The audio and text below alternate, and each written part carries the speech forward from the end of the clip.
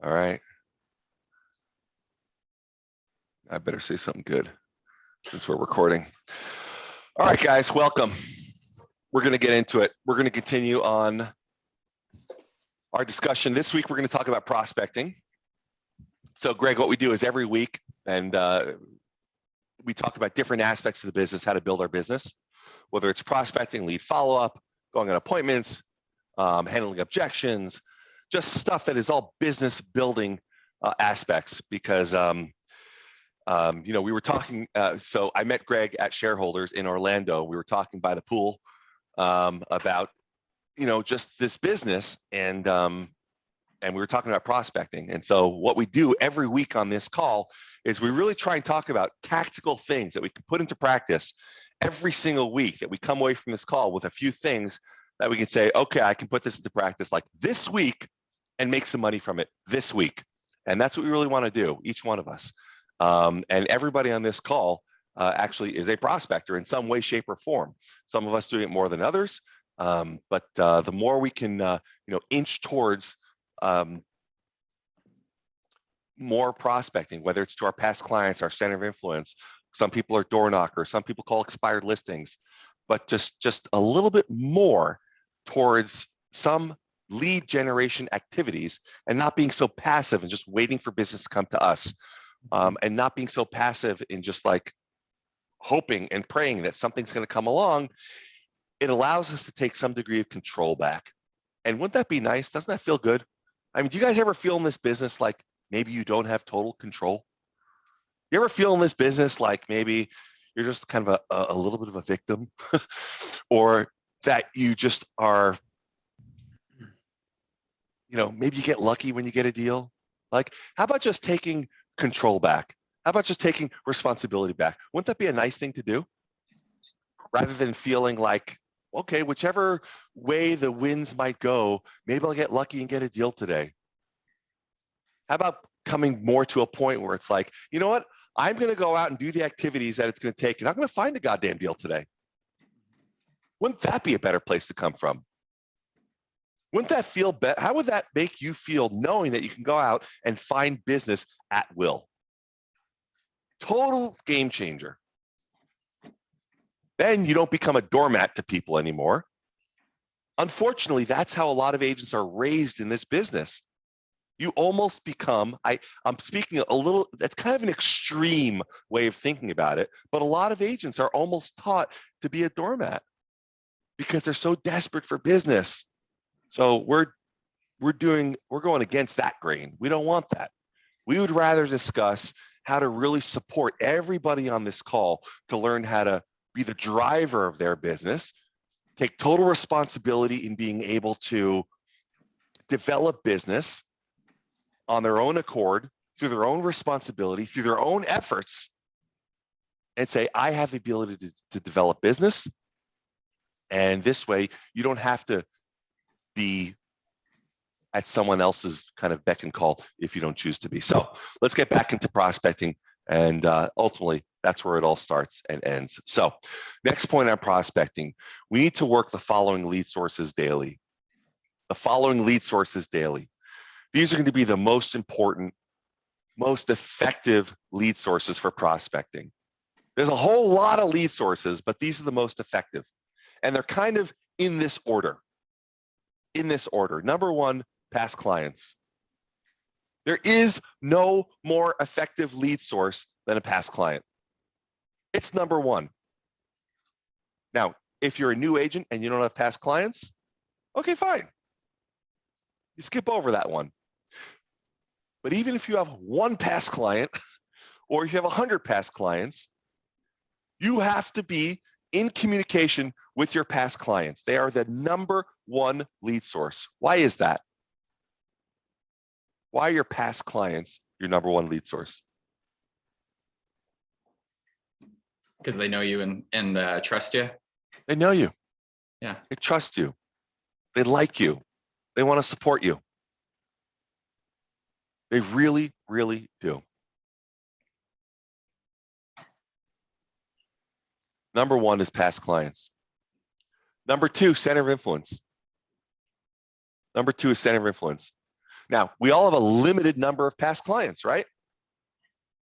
If you haven't been in the business too long, it doesn't take you that long to call all your past clients or to pop by and say hello to your past clients or to meet them for coffee or just to check in and say, how are you?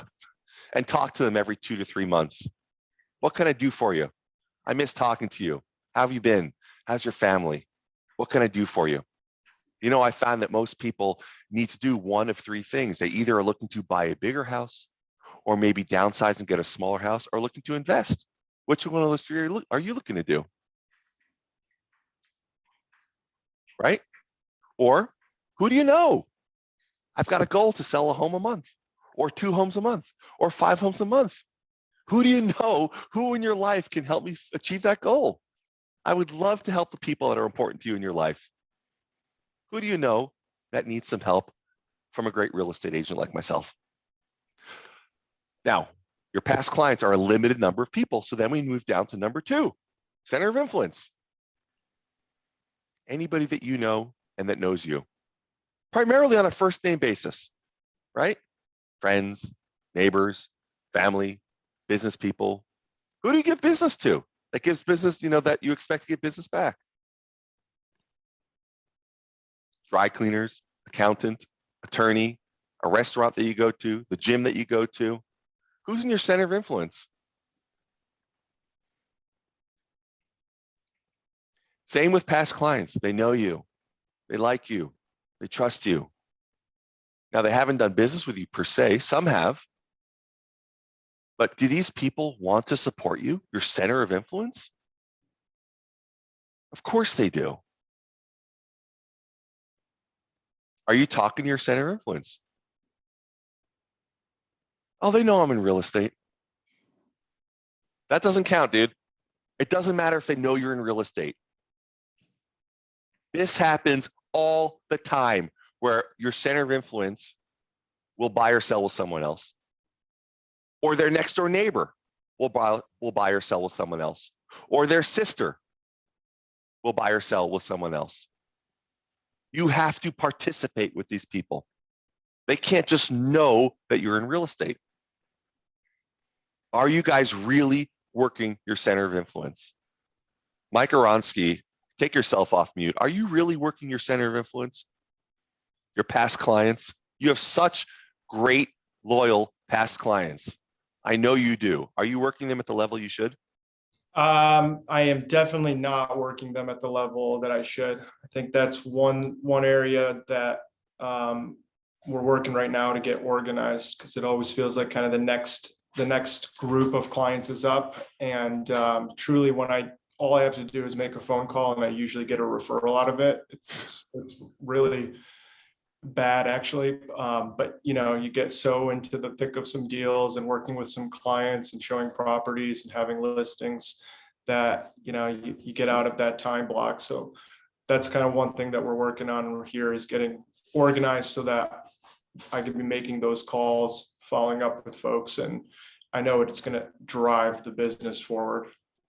It's incredible how insanely powerful it is when you start talking to that group of people.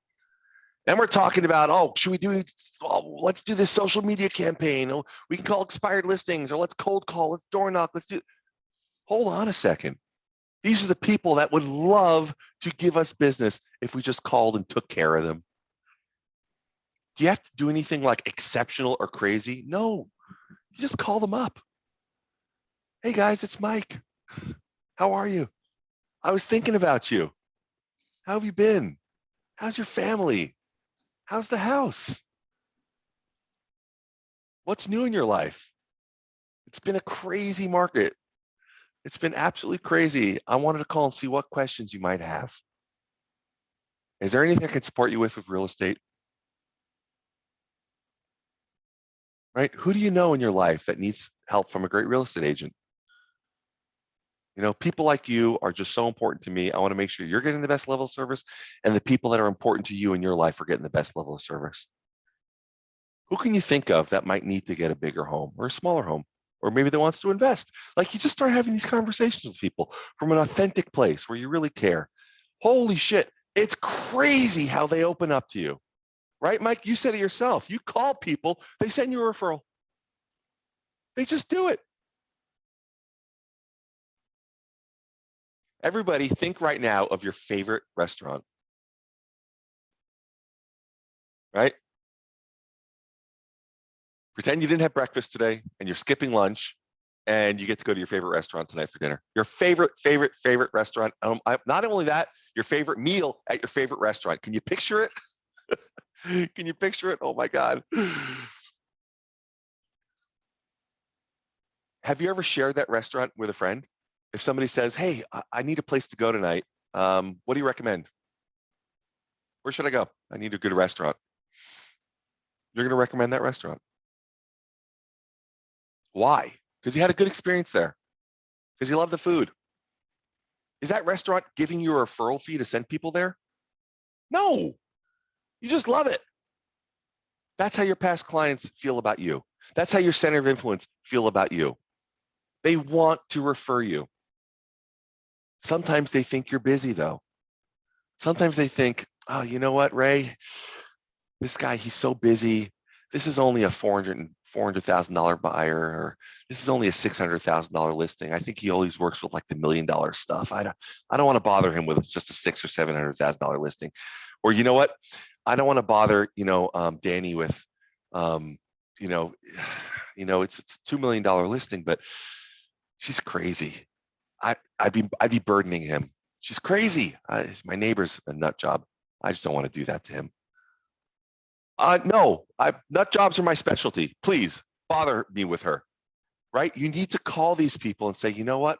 Like, who do you know that needs my service? Like, that's what I'm here for. I would love to serve. Like, you need to call these people. You need to be engaged with them. Don't expect that they're going to call you. All right. So number one, past clients. Number two, center of influence. It's in this order. Number three, because that group runs out, expired listings. Expired listings. Number four, for sale by owners. In this order. Now, we don't have a lot of expired listings. Some people in some markets do. We don't have a lot of for sale by owners. Some people in some markets do. But write down this order: past clients, center of influence, expired listings, for sale by owners. The reason why you do it in this order, you don't want to start calling for sale by owners without calling your past clients center of influence. It doesn't make sense. You'll get a much higher return from your past clients and your center of influence than you do on for sale by owners. You'll get a great return for sale by owners, much better than cold calling. There's a reason why it's in this order. You don't want to go out of order because you don't want to, you want to be efficient. You want to be efficient. Now, if you've already called your past clients and you've called your center of influence, and maybe you don't have expires in your market, like we don't have a lot in our market. We don't have a lot of for sale by owners. Skip right over to then calling around existing listings and sales. That's after for sale by owners. Calling around existing listings and sales. Or door knocking around existing listings and sales.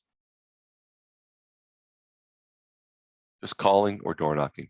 We tend to door knock because a lot of people don't pick up the phones. We just go right to the door.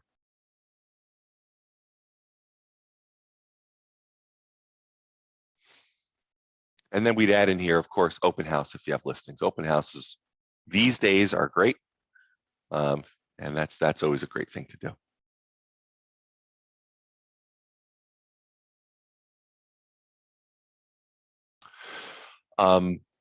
Next point.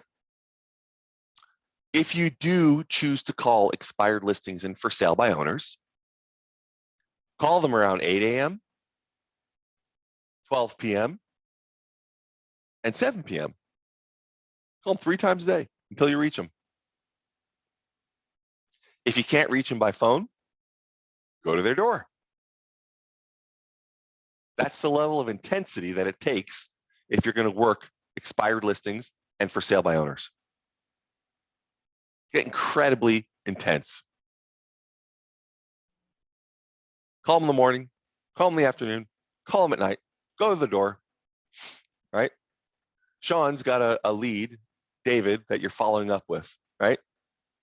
You're following up with a guy like, this guy, he's gonna sell his house. He's just like slow to make a decision. And so what Sean and I discussed was, let's just like ratchet up like the highest level of lead follow-up, because we got nothing to lose with this guy. So like, you're calling him pretty much every day, right? And what are you saying to him? I'm asking what's going on. Seeing what's new. How are these offers going? Because he keeps saying he's got offers, but then something fell out here, something fell out there, and then I'm just reminding him what our plan is for him. Yeah, it's pretty much like, let's get started. Yeah. Let's list the property. Like every day, you're pretty much like, okay, let's list it. You ready? Let's get started. You give some excuse. All right, I'll be back tomorrow. All right, it's tomorrow. You ready to list it today?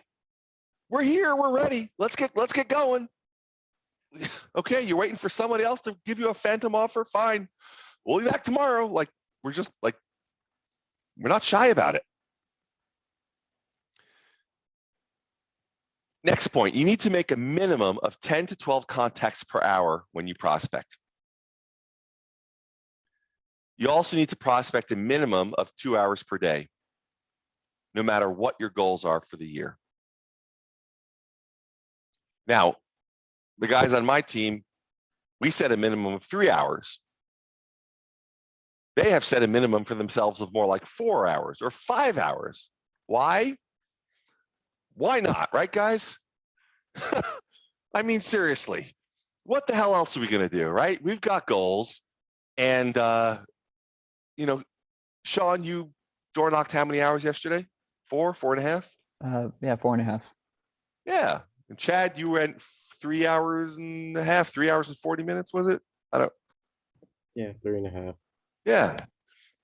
So, I'm all for that. I'm all for supporting you guys to just crush it, because we were just talking about it. I really believe this is the hardest market I think that I've ever seen. This is my 19th year in the business.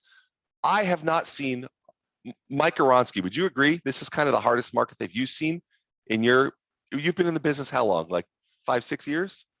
Yeah, this will be my 5th year, but by far this last 6 months and what we're kind of engaging in right now with a little bit of a shift happening has been the most challenging market. Yeah. Seen. I absolutely agree. I think this is the hardest market that we've seen, but I don't believe that makes it certainly not impossible for us to find business. I just think we have to work harder. And I think by us ratcheting up our involvement, we're 10 times, 20 times better than the average agent. I believe that. Yeah, I think, especially when you're first starting out as well, you do some open house, you try to get some buyer leads. Seller leads are a little bit tougher to come by, or listings are a little bit tougher to sign. It's just about the narrative. And right now, when I'm calling buyers or people that were kind of on the cusp, the narrative is, we're in a very limited shifting market where there's a lot of opportunity. The second stocks jump up, the interest rates drop a little bit, we're going to go back into a more seller friendly LA market. So it's a limited time, of the next few months where there's going to be opportunities, there's going to be less competition. It's really now that we want to be out shopping and putting offers in. Mm-hmm. There could be a little bit further of a bottom, but you don't have to, you're still going to be so happy in 3 years when the market will ultimately jump back and run forward. So there's opportunity everywhere. Yeah. So I tell you, my belief is this, is that the market, generally speaking, it's a tough market, sure. But there's a ton of business out there, a ton of business. And there are certain things that we can have control over and certain things that we cannot have control over. What can we have control over? We can have control over our mindset, our attitude, and how hard we are willing to work, the output of energy that we are willing to display. If we think that we are just going to sit back and wait for buyers and sellers to come to us, we're fooling ourselves. It's not realistic. If we think we're going to prospect for an hour and talk to 5 or 6 or 7 people and generate business, we're fooling ourselves. Listen, Sean or Chad or anybody else, these guys are out prospecting 3, 4, 5 hours a day. They don't have listings. They don't have, Chad, you're closing an escrow today. Congratulations, right? But otherwise, you won't have an escrow in about 2 hours. You'll be out of escrows. You don't have any, anything to follow up on. Your plate is clear. You can prospect all day. So that's what this call is about. Encouraging, supporting, uplifting, and saying, let's clear the plate mentally so that we can go out and just prospect all day. What's the alternative? To sit at our desk and be frustrated and scared about the market being tough? What are we going to do? How about we just take responsibility and say, you know what? I'm going to do whatever it takes to find a deal today. I'm going to take full responsibility. I don't care what's going on with the market. I don't care if nobody's buying and selling. I'm going to find a damn deal because I know within a mile of my office right now, there's somebody signing a listing contract today. There's probably 3 or 4 or 5, actually. I know there's people buying and selling. Why do people buy and sell? They're getting married. They're getting divorced. They're having a baby. They're getting a job transfer. These are life events, guys. Does that stop when interest rates go up? Does that stop when markets fluctuate? Never. Listen, every year in the US is about 6 million sales. It goes up or down by a few 100,000 sales, but every single year, up market, down market, there's always between 5 and 6 million sales. It never fluctuates that much. People never stop buying and selling. So why should we? Why should we stop?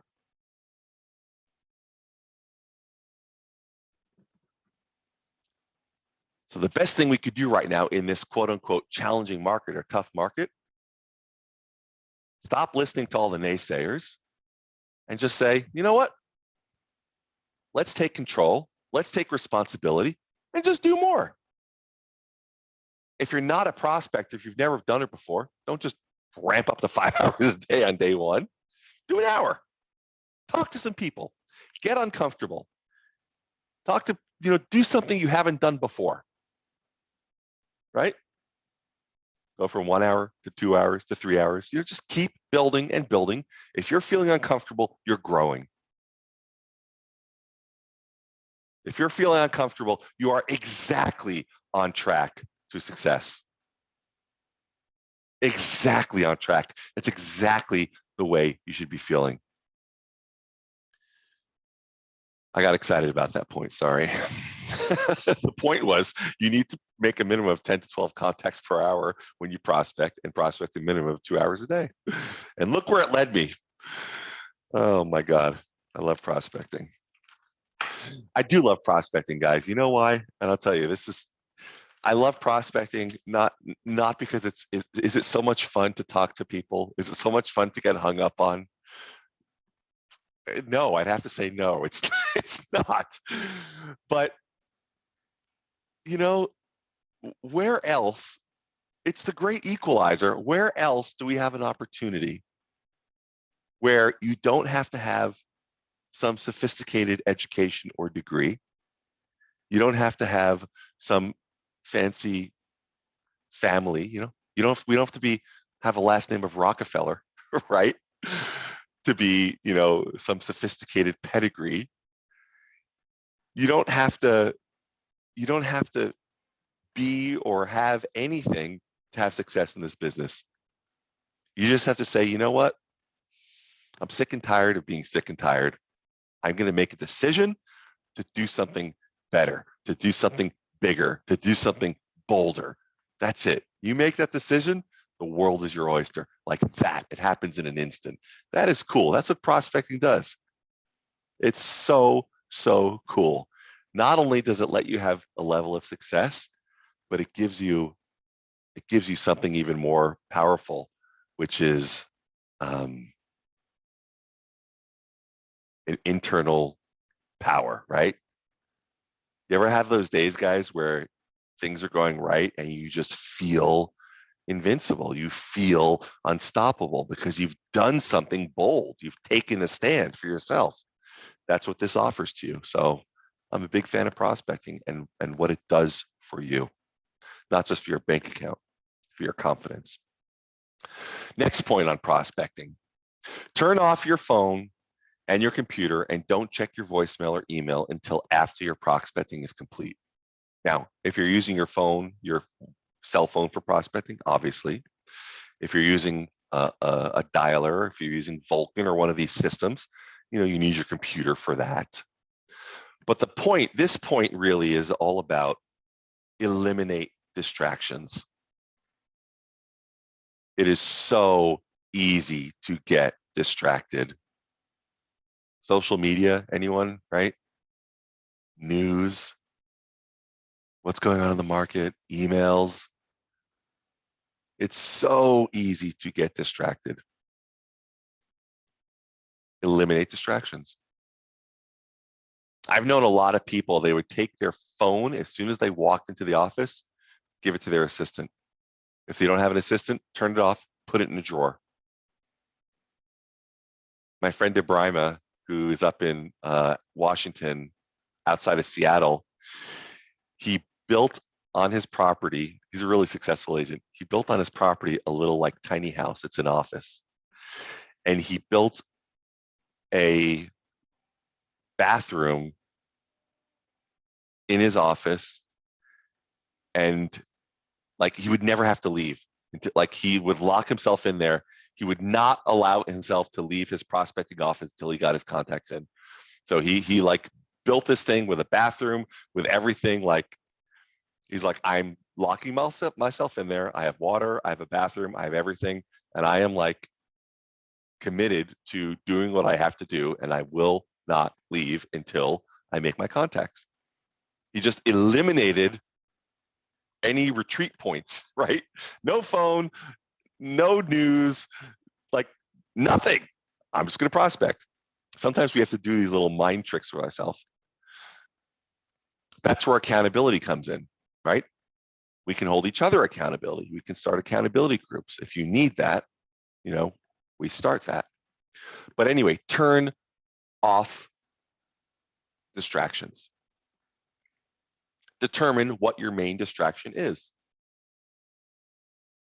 If you are committed to prospecting, if you want to dabble in that, if you want to try it out, if you said, you know what, I want to spend the next hour calling my past clients, checking in with them, seeing how they're doing.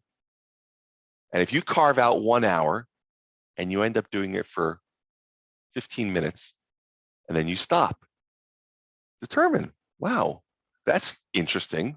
What stopped me? What actually took me off that? Did I check emails? Like, what did I do? Why did I do it? Like, it's kind of interesting. Our mind does this thing called creative avoidance behavior. If you don't like to prospect, we will find other things to do instead of prospecting. So we have to get real serious with ourselves and always ask ourselves these two questions. How badly do I want it? And what price am I willing to pay to get it? How badly do I want it? Listen, if you want it, if you're going to prospect your past clients, center of influence, ask yourself, how badly do I want to do this? And what price am I willing to pay to get it? Am I willing to lock myself in my office for a 3-hour period of time every day where I'm just going to focus on calling my past clients and center of influence? I'm going to turn off my email. I'm going to turn off everything. I'm going to have my list of clients, and I'm just going to hammer through those calls, and I'm going to call them and touch base and make connections and ask them what they need and ask them how I can serve and ask them how I can help and ask them what referrals they may have and just really get connected with these people. How badly do you want it? Most of the distractions that come up during prospecting are self-imposed. That's the next point. It's kind of funny. Most of our distractions that come up during prospecting are self-imposed. Clean up your prospecting area to keep your mind clear. Sounds like a very simple and silly point, but it's really quite true.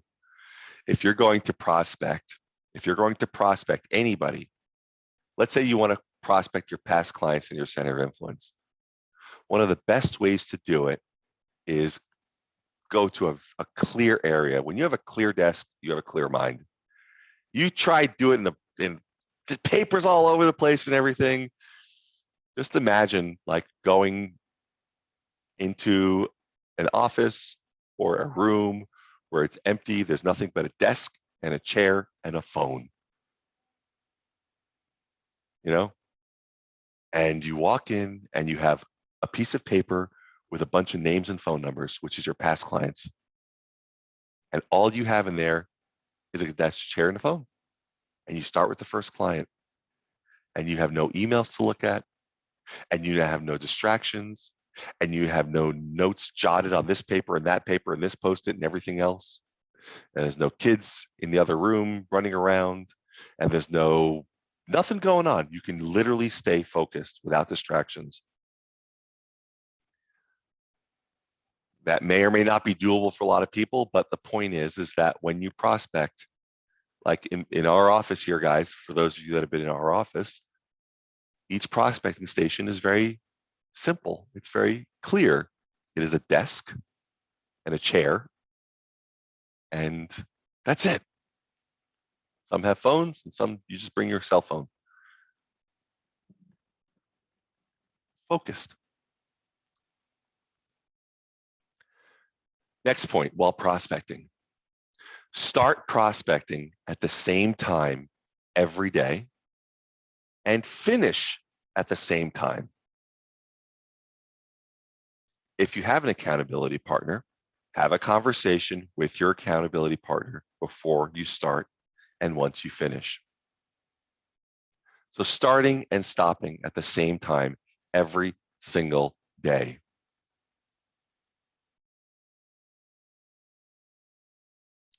Creates wonderful, wonderful consistency, expectations, really wonderful things happen.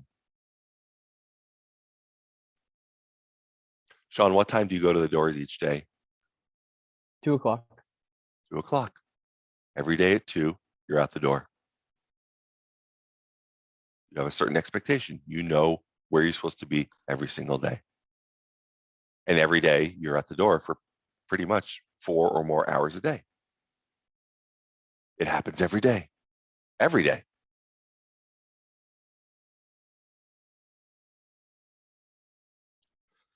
So by starting and stopping at the same time, it's scheduled. It happens. Now, you have an accountability partner, which is, you have a 9 a.m. daily huddle that we have every day where we check on that. But you can also have an accountability partner. If you're not on a team, you can, if you are on a team, you can have with someone on a team. If you're not, you can have any other agent that says, you know what, I want to do this too. Let's be accountability partners. Okay, what time do you want to start? You check in with each other. Let's call expired listings. All right, we're going to start at 8:00 in the morning. All right, let's call each other at 7:55. All right, 7:55. 7:55, we call each other. All right, Greg, I'm doing this. You ready? I don't know if I'm ready, but I'm going to do it since you're doing it. Okay, fine. We're doing this. Okay. You have your numbers pulled up and ready? Yep. Okay, so do I, dude. You feeling nervous? Yep, so am I. Okay. Okay, well, listen, let's do this for an hour. We'll check in, see how it goes. Let's see how many contacts, see how many conversations, whatever, like, boom, let's hit it. And then we do it, and then we check in afterwards. Not only can you have an accountability partner to check in before and after, for those of you that aren't on a team, like I would even prospect with people. I would call up other agents, say, hey, I want to prospect together. Let's do this. Like, let's get together and let's hit the phones together. Let's door knock together. Having an accountability partner, someone to do it together with, really, really makes it easier. So you're not on this island all by yourself.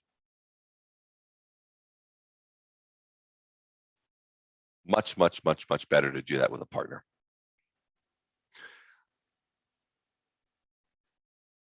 And let's make this the last point of the day. Since we all get bored with prospecting at times, focus on the long-term payoff versus the rejection of the moment. Always have your goals posted in front of you when you prospect. Always have your goals posted in front of you while you prospect. It leads to a very obvious next question. What are your goals? That is not a question that should be taken lightly. We've already established on this call, it's tough business. Sure. It has its challenges, right? So really get clear on why the heck we're doing this. I want to take a listing a week. That's not a goal. It's a goal, right? It's a plan, but that doesn't really get you juiced. Why do you want to take a listing a week? I want to make $300,000 a year, $200,000 a year, $500,000 a year. Why? Why do you want to do that? What's it going to do for you? What are some places you want to go to? What are some things that you want to do? What are some things that you want to have?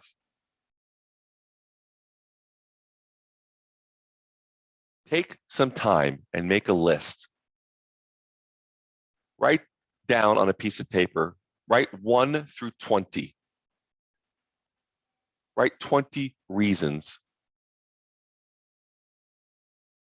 on why you really want to have success in this business. Don't just write 3. Force yourself to get creative. Write 20. 3 is easy. 5 is easy. 10 is hard. 20, you really have to get creative. Your mind is going to start to go places you didn't even know existed. After this call, take 15, 20, 30 minutes and write down 20 reasons on, I'm going to do it also as soon as we finish. I have my paper right here. 20 things, 20 goals that you have, 20 reasons that you really want to have success in this business. You're going to find yourself getting really stumped. 20, it's hard to do, but it's going to force you to get really creative. Like you might have to start to reach, like, oh my God, like maybe I want to buy a Tesla for my dad. Like, oh, where'd that come from? Like, I don't know. Like, I want to feed, I want to support, hungry children and wherever. I want to support you're going to have to get creative, and you're going to stretch your mind in a way that it hasn't been stretched. Really start to consider why you want to have success. Taking a listing a week doesn't really get you juiced. Write down 20 things and really start to find those things that you really can get connected with. Dig into your true motivation. Why do you really want this? We go back to those 2 questions before. How badly do you want it? What price are you willing to pay to get it? Well, what is it that you want? How badly do I want what? What price am I willing to pay to get what? What is it that you want? If you don't know really what you want, oh, I want to make 300 grand a year, 500 grand a year. It's not enough, dude. That's some number out in the sky, right? But if you can start to say, I want to make this money so that I could, buy a home for my family, because I have never lived in a home that I have owned. We rented my entire life, and I am going to get a sense of value for myself that I have never felt before. It has been a dream, a passion to own a piece of real estate, to be a home, like get connected to what is truly important to you, whatever that is. I don't know what it is. You start to get connected to that. And then based on this point, post your goals in front of you, cut out a picture of it, really get connected to, this is why I'm doing this. This is why I'm willing to do those things that other agents are not willing to do. All those other agents, they try a little bit of prospecting. Whoa, whoa, whoa, that's not for me. I'm not talking to people I don't know. They hung up the phone to me. That's not for me. Forget it. I ain't doing that again. I'd rather just wait for business to come to me. I'll go on social media, see if somebody wants to call me when they're ready to do business. Or, no, dude, I know why I'm doing this. I know what's important to me. I am so, like, from a gut level connected to what is important. Like, my whole being is behind this goal, and I'm willing to do whatever it takes to achieve that goal. Like knocking on a door, talking to, like, that's nothing. I'll do that all day long now. Now that I know that I have access to achieving that, and all I got to do is talk to some people, easy, no problem. Let me add it, dude. Easy. I'll happily talk to people.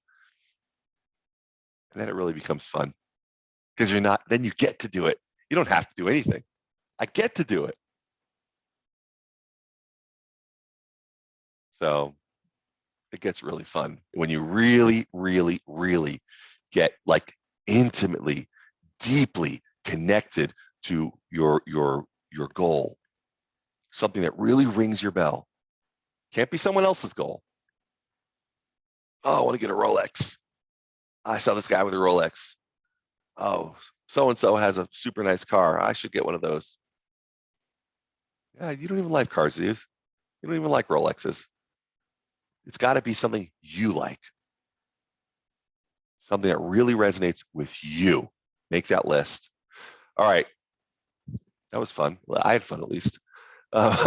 Let's open up the mics a little bit. What challenges are you guys having, if any? Any challenges whatsoever that we want to bring up? If you guys are having a challenge, I guarantee other people, 2, 3, 4, 5 other people on the call are having the same challenges. Or anything that you want to bring up that we can go through and help you out with?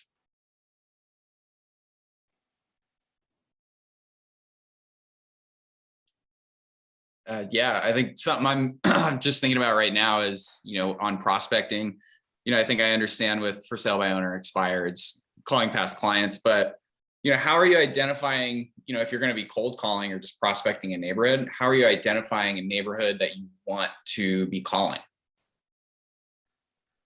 Any neighborhood is going to, so there's pretty much turnover in any neighborhood. Mm-hmm. You could talk to a title company. You could even do your own search. In our MLS area, it's identified by sections. All you do is you look in any area over the past 12 months, see how many homes have sold. How many homes are in that area? How many have sold? You're going to find that roughly 4% of any neighborhood is selling year over year. Any neighborhood selling. Yeah, maybe some it's 6%, some it's 3%. Maybe some areas are more transitional than others. Maybe you would choose to identify which areas seem to be more transitional. There's just more sales in those areas. Maybe you can get phone numbers for townhouse or condo communities, and those just tend to turn over a lot more. Maybe there's certain areas that just have a 10% turnover rate for some reason. They just tend to be more transitional. People always move into this so-and-so neighborhood, and then they end up, it seems to be like first-time buyers, and they have kids, and they always move out and they move up. I don't know, whatever those neighborhoods are. Or it's a certain price point that seems to always be overturning. It's like, so I would just identify which areas seem to have some degree of turnover. I wouldn't necessarily chase a shiny object like, oh, a bigger price point, let's just sell those. Because if they're not selling, if they're not turning over, what the hell's the point? Mm-hmm. Right? So I wouldn't worry too much about price. I would look at where there's actually a degree of turnover, and I'd probably look towards that. I would do a test. I would just I would test, phone calling versus door knocking, and see how many people pick up the phone, how many people answer the doors, different locations, different neighborhoods. It's all just taking on the data and seeing how you do. Okay. If you're going to be cold calling or door knocking, I would use a script along the lines of, right now we're having a supply issue. There's still a lot of demand. There's not a lot of supply. I would think that you're on a team. You probably have excess buyers. There's always buyers looking. So I would probably go along the lines of, our company has buyers looking in the area, and I would get very direct with people. That's what we're doing. Our company has buyers looking in the area. Who do you know that's looking to sell their home here? What about you guys? When do you folks plan on moving? How long have you lived at this address? Where'd you guys move from? How did you happen to pick this area? If you were to move, where would you go next? Simple Mike Ferry script. Mhm. So this is not just, oh, hi, I'm a local agent, just giving you some information. Call me if you ever need anything. We get very direct, right? Yeah. Chad, what's the script that you use when you knock on a door?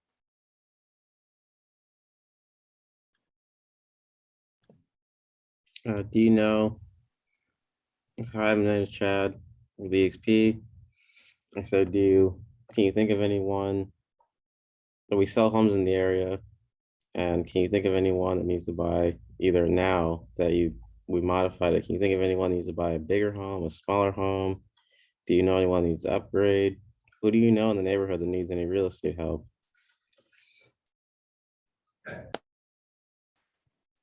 And Sean, what do you say when you go to the door?